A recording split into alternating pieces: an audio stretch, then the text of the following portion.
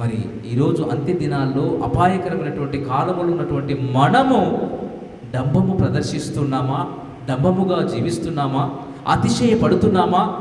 మనుషులను బట్టి నాకు వాళ్ళు తెలుసు వీళ్ళు తెలుసు అంటూ, ఇంకా మరి మన యొక్క అధికారాన్ని బట్టి, మన యొక్క డబ్బును బట్టి, మన యొక్క ఆస్తులను బట్టి, మనకున్నటువంటి మరి వస్తు సామాగ్రిని బట్టి, మనకున్నటువంటి మరి ఏవైతే ఉన్నాయో వాటిని బట్టి మనము అతిశయపడుతున్నామా? ఒక్కసారి మనల్ని మనము పరీక్షించుకుందాం. ఒక్కసారి మనల్ని మనము పరిశీలన చేసుకుందాం.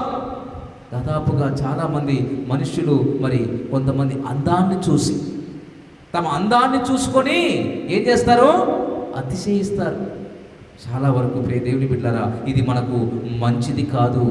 ఐశ్వర్యాన్ని చూసుకొని, అందాన్ని చూసుకొని, మరి ఆస్తులను చూసుకొని, మన యొక్క అంతస్తులను చూసుకొని మనము అతిశయపడితే, ఇదిగో ఒక దినాన దేవుడు ధనవంతుని అడిగినట్టే అడుగుతాడు.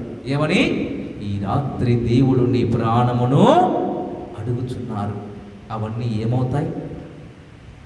మనం ఎంత సంపాదించినా, మన అందాన్ని ఎంతగా కాపాడుకున్నా, మన ఐశ్వర్యాన్ని ఎంతగా పెంచుకున్నా ఒక దినాన ఏమవుతాయి? నాశనం అయిపోతాయి. అవి ఇతరులకు ఉండొచ్చేమో, కానీ నువ్వు వాటిని అనుభవించడానికి నువ్వు ఉండవు. దేవుని బిడ్డలారా, మరి సంపాదించాలే, కానీ అవి ఎంతవరకు ఉండాలో అంతవరకు మనము సంపాదించుకునేటువంటి విధంగా ఉండాలి. మన ఆరోగ్యాన్ని పాడు చేసుకునేటువంటి వారముగా ఉండకూడదు. మన యొక్క మరి కుటుంబము ఎంతవరకు ఆనందించగలదో అంతవరకు ఆనందించగలిగేటువంటి విధముగా మనము చేసుకోవాలి అని దేవుడు సెలవిస్తా ఉన్నాడు. బింకములాడు వారు మీలో ఉన్నారేమో, జాగ్రత్త అని చెబుతా ఉన్నాడు. మరి ప్రియ దేవుని బిడ్డలారా, కొరింథీయులకు రాసిన మొదటి పత్రిక కొద్దాం, 1వ అధ్యాయం 19వ వచనంలో అక్కడ మాట్లాడుతున్నాడు. ఎందుకనగా జ్ఞానుల జ్ఞానమును నాశనము చేస్తాను. ఎవరైతే జ్ఞానం ఉంది అని చెప్పి అతిశయపడుతున్నారో వాళ్ళ యొక్క జ్ఞానాన్ని కూడా నేను నాశనం చేస్తాను అంటున్నాడు. కాబట్టి ప్రియ దేవుని బిడ్డలారా, ఒకవేళ మన జీవితంలో మరి అతిశయము ఉన్నదా? అతిశయము కలిగి మనం జీవిస్తున్నామా? జాగ్రత్త. ఇక మూడవదిగా స్థితికి మించినటువంటి వేషం. మొట్టమొదటిగా డంబముగా ప్రవర్తిస్తే, డంబముగా జీవిస్తే, ఇదిగో దేవుడు మనల్ని ఎక్కడ పెట్టాలో అక్కడ పెడతాడు. ఇక అతిశయిస్తే ఏమవుతుందో, దానివల్ల నష్టమేంటో, ఇదిగో ఎంత ఉన్నా సరే ఒక దినాన అది పాడైపోతుంది. జాగ్రత్త. అది అతిశయించకూడదు. మనకున్న దాన్ని బట్టి అని మనం చూసాం. ఇక మూడవదిగా స్థితికి మించినటువంటి వేషం. సామెతల గ్రంథం 12వ అధ్యాయం 9వ వచనానికి రండి. స్థితికి మించినటువంటి వేషం ఏంటో అక్కడ మాట్లాడుతూ ఉన్నాడు. చూడండి. ఆహారము లేక ఉన్నను తనను పొగడుకొను వాడి కంటే దాసుడు గల అల్పుడు గొప్పవాడు. ఆహారము లేక ఉన్నను తనను పొగడుకొను వాడి కంటే దాసుడు గల అల్పుడు గొప్పవాడు. ఇప్పుడు దాకా విన్నాం, మింగడానికి మెతుకు లేదు కానీ మీసాలకి సంపెంగ నూనె అన్నట్టుగా ఈ వాక్యానికి సరిగ్గా సరిపోతూ ఉంటుంది. ప్రియ దేవుని బిడ్డలారా, ఇంట్లో ఈగల మోత, బయట పల్లకీల మోత ఉంటుంది. ఇంట్లో మాత్రము ఈగలు మరి జోరున ఉంటాయి, బయట మాత్రము ఎలా ఉంటారు? పల్లకీల మోత. చాలా వరకు చాలా కుటుంబాల్లో ఇదే కనబడుతూ ఉంటుంది. చాలామంది జీవితాల్లో మరి ఒక అతను మరి రాజకీయవేత్త, అతను ఏంటంటే ఇంట్లో పాపము వాళ్ళందరికీ ఆహారం సరిపోదు. తాను కష్టపడేది చాలా తక్కువ, డబ్బు సంపాదించేది చాలా తక్కువ, కానీ తనకు మాత్రము ఖద్దరు బట్టలు కావాలి, తనకు మాత్రము మరి బయటికి వెళ్ళేటప్పుడు సెంటు వేసుకోవాలి, తనకు మాత్రము కారులో ఎల్లప్పుడూ డీజిల్ ఉండాలి, బయటికి పోతే చాలు కళ్ళద్దాలు కావాలి. వీటి కోసమే డబ్బు ఖర్చు పెట్టేవాడు, కానీ తన కుటుంబానికి పోషణకి మరి అన్నము కూడా పెట్టేవాడు కాదట. దేవుని బిడ్డలారా, చాలామంది జీవితాలు ఇలాగే ఉన్నాయి. బయటికి మాత్రము డంబంగా, బయటికి మాత్రము డాబుసరిగా, బయటికి మాత్రము పైకి మాత్రము ఎంతో ధనవంతులుగా కనిపించుకుంటాము, కానీ మరి ఇంట్లో మాత్రము మరి వాళ్ళకి ఆహారము పెట్టేటువంటి స్థితిలో కూడా ఉండేటువంటి వారు చాలామంది ఉన్నారు. ఈరోజు అలాగూ మనం ఉన్నామా? మన జీవితాల్లో మనము కూడా మన కుటుంబాన్ని పట్టించుకోకుండా, మన కుటుంబాన్ని ఏమాత్రము పట్టించుకునే వారముగా కాకుండా మనము కూడా ఈ విధంగా మరి మరి మన జీవితాల్లో మరి ఆహారం లేక ఉన్నను తనను తాను పొగడుకొని వాడి కంటే దాసుడు గల అల్పుడు గొప్పవాడు స్థితికి మించినటువంటి వేషాన్ని మనం కలిగి ఉన్నామా? ఇదిగో బింకములాడు వారు అనగా ఈ పదాలకు నానార్థాలన్నీ ఇవే. ఒకవేళ డంబముగా జీవిస్తే, ఒకవేళ అతిశయపడితే, స్థితికి మించిన వేషాన్ని మనము ప్రదర్శిస్తే దానివల్ల నువ్వు నష్టపోతావు, జాగ్రత్త. దానివల్ల నీవు పాడైపోతావు, జాగ్రత్త. నీకు ఏదైతే దేవుడు ఇచ్చాడో యథార్థంగా దేవుడిచ్చినటువంటి దాన్ని నీవు సంతోషంగా ఉన్న దాంట్లో సంతృప్తి కలిగి జీవించటమే దేవునికి మహిమ. అంతేకాని మనము స్థితికి మించినటువంటి వేషాన్ని కనుక ప్రదర్శిస్తే దానివల్ల మనకు నష్టమే అవుతుంది. సామెతల గ్రంథం 28వ అధ్యాయము 19 వాక్యంలో మనం చూసినట్లయితే, వ్యర్థమైనటువంటి వాటిని అనుసరించు వారికి కలుగు పేదరికము అంతా ఇంత కాదు. వ్యర్థమైనటువంటి అంటే ఇవే డంభము, అతిశయము, దాని తర్వాత వచ్చేది స్థితికి మించినటువంటి వేషం. దీనివల్ల మనకు పేదరికం వస్తుంది, జాగ్రత్త. ప్రియ దేవుని బిడ్డలారా, మరి జాగ్రత్త కలిగి ఉందాం. ఈరోజు మనతో మాట్లాడుతూ ఉన్నాడు దేవుడు. మరి మన జీవితాల్లో డంబం కలిగి ఉన్నామా? ఒకవేళ డంబం ఉంటే ప్రేమ డంబమును చూపదు. దేవుని ప్రేమ నీలోనికి రావాలి. మొట్టమొదటిగా ప్రేమ నీలో ఉంటే ఆ డంబము నీలో కూడా ఉండదు. రెండవదిగా అతిశయము. నువ్వు మనుషులను బట్టి అతిశయిస్తున్నావేమో, గుర్రాలను బట్టి. అంటే మనకి ఈరోజు గుర్రాలు లేవు, కానీ మనకున్నటువంటి ఆస్తిని బట్టి, మనకున్నటువంటి అంతస్తును బట్టి, మనకున్నటువంటి ఐశ్వర్యాన్ని బట్టి, మనకున్నటువంటి అందాన్ని బట్టి మనం ఏమైనా అతిశయిస్తున్నామేమో, జాగ్రత్త. అంతేకాదు స్థితికి మించినటువంటి వేషాన్ని మనము చూపిస్తున్నామేమో. ప్రియ దేవుని బిడ్డలారా, ఇవి మనలో ఉండకూడదు. దేవుని పిల్లలకు అది క్షేమకరము కాదు, దానివల్ల మనకు నష్టము అని దేవుడు సెలవిస్తూ ఉన్నాడు. ప్రియ దేవుని బిడ్డలారా, జాగ్రత్త కలిగి ఉందాం. ఒక కీర్తన గ్రంథం 131వ అధ్యాయము 1వ వచనంలో అక్కడ మరి దావీదు మాట్లాడుతున్నాడు.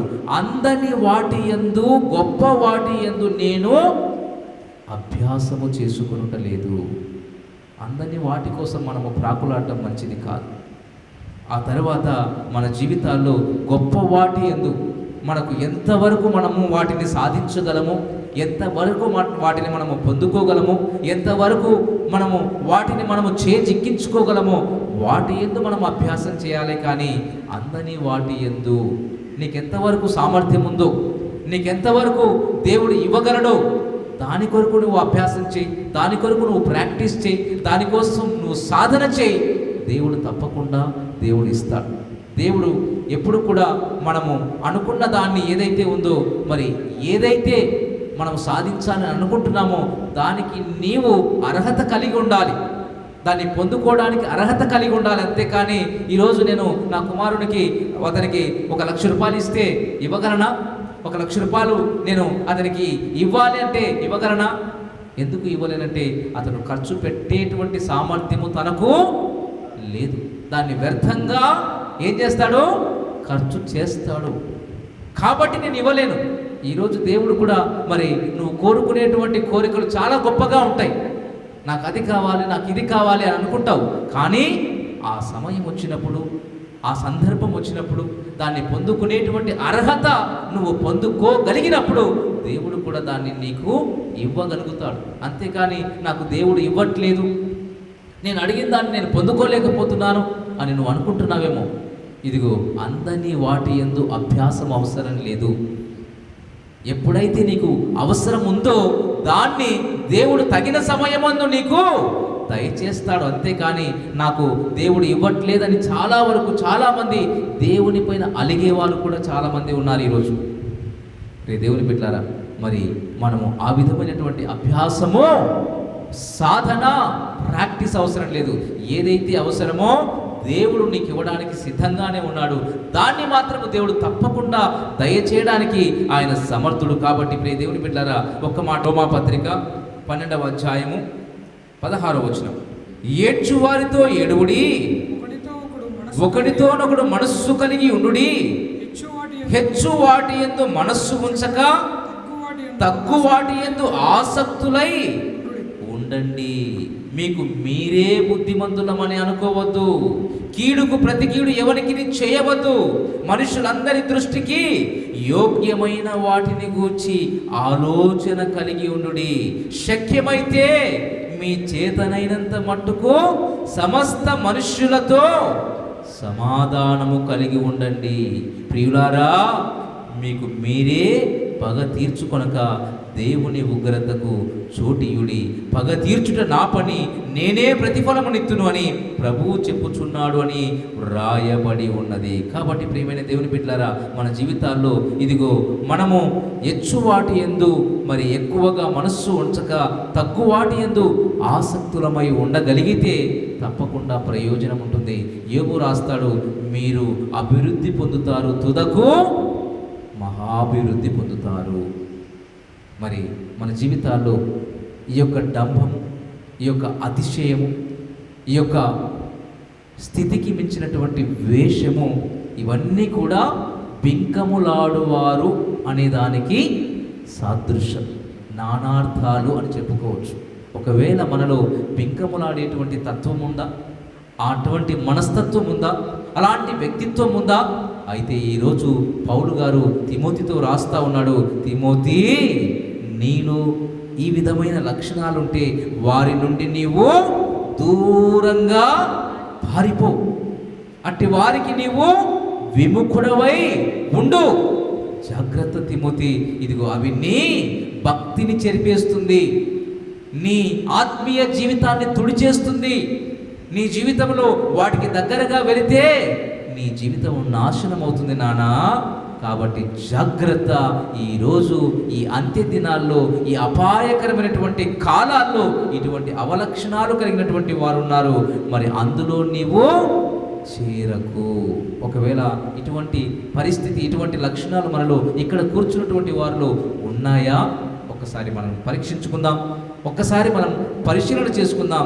కాబట్టి ప్రియమైన దేవుని బిడ్డలారా, డంపము, అతిశయము, ఇంకా స్థితికి మించిన వేషం, ఇది మనలో ఉండకూడదు. ఎంతగా తమను తాము తగ్గించుకుంటారో వాళ్ళు హెచ్చించబడతారు. ఎదిగే కొద్దీ ఒదుగుతూ పోవాలి, కానీ ఏమాత్రము కూడా మరి మనము డంబము చూపే వారముగా, అతిశయించే వారముగా, స్థితికి మించినటువంటి వేషాన్ని మనము ప్రదర్శించకుండా మరి జాగ్రత్తగా క్రీస్తు యేసునకు కలిగిన మనస్సు కలిగి జీవించాలి. యేసు ప్రభు వారు దేవుడే, కానీ దీనుడయ్యాడు. అవునా?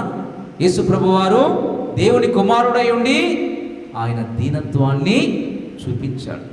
అందుకే అన్ని నామముల కంటే పైనామము ఆయనకు అనుగ్రహించబడింది. కాబట్టి ప్రియ దేవుని బిడ్డలారా, ఈరోజు మనం తెలుసుకుంటున్నటువంటి విషయం ఏంటంటే, మనము మన జీవితంలో బింకములాడేటువంటి వారముగా ఉండకూడదు, డంబము చూపించే వారముగా ఉండకూడదు, స్థితికి మించిన వేషాన్ని మనము ప్రదర్శించకూడదు, అతిశయము మన జీవితాల్లోనికి, మన హృదయాల్లోనికి రాకుండా జాగ్రత్త పడి తగిన సమయమందు దేవుడు హెచ్చించున్నట్లు ఆయన బలిష్టమైన హస్తాల కింద దీన మనస్కులుగా ఉండాలని దేవుడు ఆశిస్తూ ఉన్నాడు. కాబట్టి అటువంటి కృప, అట్టి భాగ్యము మనందరికీ దేవుడు దయచేయునుగాక. ప్రభువునందు ప్రియులారా, ఈ సందేశాలు మీకు నచ్చినట్లయితే దయచేసి లైక్ చేయండి, సబ్స్క్రైబ్ చేయండి, పక్కనే ఉన్న బెల్ బటన్ నొక్కండి.